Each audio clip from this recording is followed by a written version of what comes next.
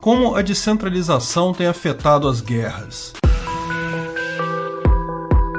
Esse é o Visão Libertária, sua fonte de informações descentralizadas e distribuídas. Um dos principais motivos pelos quais o conflito na Ucrânia tem chocado o mundo é como que um exército aparentemente tão mais fraco, menor, mal equipado, tem conseguido fazer frente à, supostamente, segunda maior potência militar do mundo. Um dos motivos, dentre os vários que já falamos aqui no canal, tem a ver com uma explicação bem simples. A guerra também está se tornando cada vez mais descentralizada, assimétrica, e fica mais difícil para grandes estados reagirem a isso, além do prejuízo sofrido pelo Estado que está ficando cada vez mais pesado ao se envolverem em guerras. O fenômeno da descentralização da guerra, na verdade, não é moderno. Pode-se dizer que ele remonta desde a Segunda Guerra Mundial, porém tem tomado novas proporções, além de estar mais facilmente reconhecível. Desde que se levantou a primeira muralha, alguém pensou em como poderia derrubar essa muralha. Quando se criou a primeira armadura, alguém pensou em como ela poderia ser perfurada.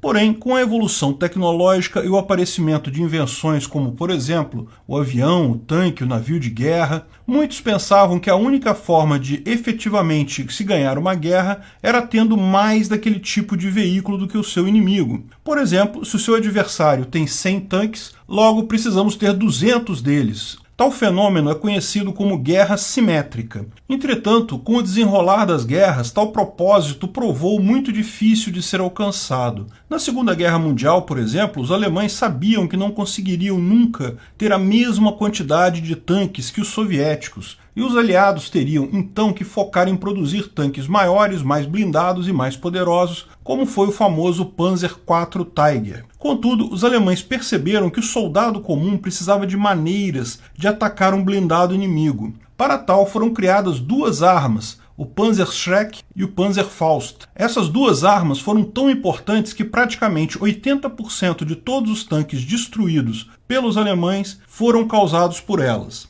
No pós-guerra, o Panzerfaust serviu de inspiração para uma arma que mudaria a guerra para sempre. Trata-se do famosíssimo RPG. Com esse tipo de arma, mesmo alguém com pouquíssimo treinamento poderia mandar pelos ares um blindado de milhões de dólares, ou explodir um bunker ou um prédio pequeno na qual seus inimigos estivessem, ou seja, deu muito mais poder para um mero soldado ou mesmo um indivíduo revoltado contra o Estado. Outra arma que também deu um poder enorme para o indivíduo foram os famosos fuzis de assalto. Antes deles havia apenas rifles, que em geral tinham uma cadência baixa de tiro e uma munição muito potente. Havia também as metralhadoras, que atiravam muito rápido, porém eram muito pesadas para serem portadas como as demais armas. Em geral, acabavam sendo usados em uma posição estática, um ninho de metralhadoras. Por último, haviam as submetralhadoras, que eram leves e portáteis, mas tinham apenas munição de pistola, que é considerada mais fraca que a munição de rifles e metralhadoras. Não havia uma arma que tivesse todas essas características: ser leve, compacta e ter munição razoavelmente forte, além de ser fácil de ser usada por qualquer um.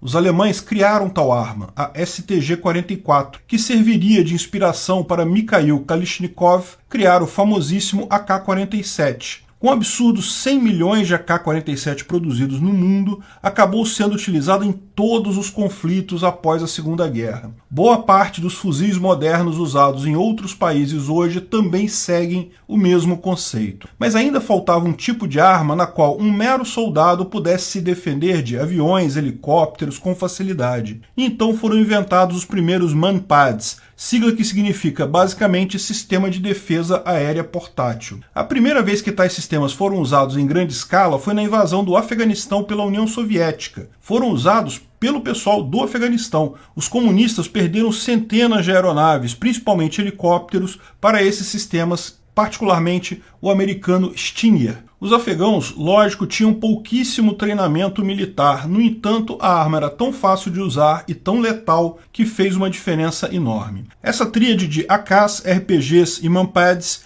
junto com o conhecimento do terreno e as táticas de guerrilha, fizeram a toda poderosa União Soviética ter que sair do Afeganistão, como já abordamos em outros vídeos no canal, e posteriormente até mesmo os Estados Unidos se viram enrolados na hora de sair de lá. Como se não bastasse esses 3 armamentos que mudaram completamente como as guerras eram travadas, agora existe um outro tipo de arma, que na verdade é um veículo que serve para uma quantidade imensa de propósitos, mas que também serve muitíssimo bem para a guerra, e estamos falando dos drones. Embora sua ideia não seja nova, o primeiro veículo comandado à distância por ondas de rádio foi inventado por ninguém menos que Nikola Tesla em 1898. Se tratava de um barquinho de modelo. Para fins militares, o seu uso já remonta à Segunda Guerra Mundial, com o Golia, um drone suicida alemão guiado por cabos e projetado para explodir tanques, pontes e edifícios. Já os aliados também desenvolveram drones na Segunda Guerra, mas seu principal uso foi para serem alvos de treinamento dos operadores de artilharia antiaérea. Durante a Guerra Fria, o desenvolvimento dos drones continuou, e seu principal uso foi para missões de reconhecimento. Já na década de 80, começou a pensar-se em drones também para o ataque. Os Estados Unidos foi o primeiro país a começar a usar drones em larga escala, especialmente na invasão do Iraque, e posteriormente em tantos outros conflitos em que se envolveu no Oriente Médio. Outros países começaram a operar drones com grande destaque para Israel na Guerra do Yom Kippur. Ela costumava mandar os drones na frente dos caças para serem confundidos com esses e manterem as defesas antiaéreas ocupadas antes dos aviões chegarem. Tática muito usada ainda hoje por Israel e com bastante sucesso. As principais vantagens dos drones é que são muito mais baratos e simples de produzir do que aeronaves convencionais e não expõem a vida de um piloto a risco. Mesmo alguém com relativamente pouca experiência consegue operar um drone sem muita dificuldade, enquanto um piloto normal precisa de anos de formação. Na invasão russa da Ucrânia, temos visto o estrago que os drones têm causado. Mesmo os mais simples e para uso civil têm uma importância enorme, pois permitem ao soldado fazer reconhecimento rápido em um terreno e saber exatamente onde estão os inimigos, eventuais emboscadas e armadilhas. Mesmo os drones não pensados para uso militar têm sido usados para destruir tanques russos, pois os soldados ucranianos pegaram foguetes de RPG, penduraram em um drone e os soltaram por cima de um tanque. Tal gambiarra voadora, que não custa nem $1000, mandou pelos ares um blindado que custava milhares de vezes mais caro. A artilharia pesada ucraniana também tem usado drones para ajustar seus disparos, e várias colunas russas foram destruídas dessa maneira. Os americanos irão mandar o Switchblade, que é um drone do tipo suicida, com a mesma ogiva do famoso míssil Javelin, para ser usado contra os blindados russos, mas que custa míseros $5.000, mostrando a que nível de assimetria e a descentralização da guerra moderna chegou. Até mesmo o afundamento do poderoso cruzador Moskva, que era um alvo com dezenas de mísseis, sistemas de defesa avançado e 186 metros de comprimento, teve a ver com drones sendo usado para distrair seus radares. Como dissemos no início do artigo, tal fato, apesar de impressionante, não é algo novo, e houve um outro tipo de veículo militar que passou pelo mesmo tipo de problema que os tanques estão passando hoje. Estamos falando dos famosos navios encouraçados. Em alguns casos chegavam a ter mais de meio metro de blindagem de aço sólido, mas que sucumbiram perante uma nova ameaça, que foram os porta-aviões que enviavam aviões com bombas dos torpedos em sucessivos ataques contra esses couraçados. De fato, o mais poderoso de todos esses navios foi o japonês Yamato, afundado pelos americanos sem ter dado um único tiro com seus imensos canhões de 460 mm. Mas, modernamente, parece que os drones estão fazendo a mesma coisa com os tanques. Muitos podem dizer que a era dos tanques não acabou devido ao sistema de proteção ativa, mas ainda assim, nem o melhor desses sistemas pode proteger um blindado contra um enxame de drones ou bombas caindo sobre o tanque. Sem contar que, por serem muito pequenos, voarem baixo é extremamente difícil para radares convencionais derrubarem drones, tanto que existem vários vídeos de baterias de mísseis russos sendo destruídas por drones na Ucrânia, sendo que drones israelenses também destruíram alguns Pantsir russos que eram operados pelo exército sírio, sendo que o Pantsir é considerado o sistema de defesa aéreo de curto alcance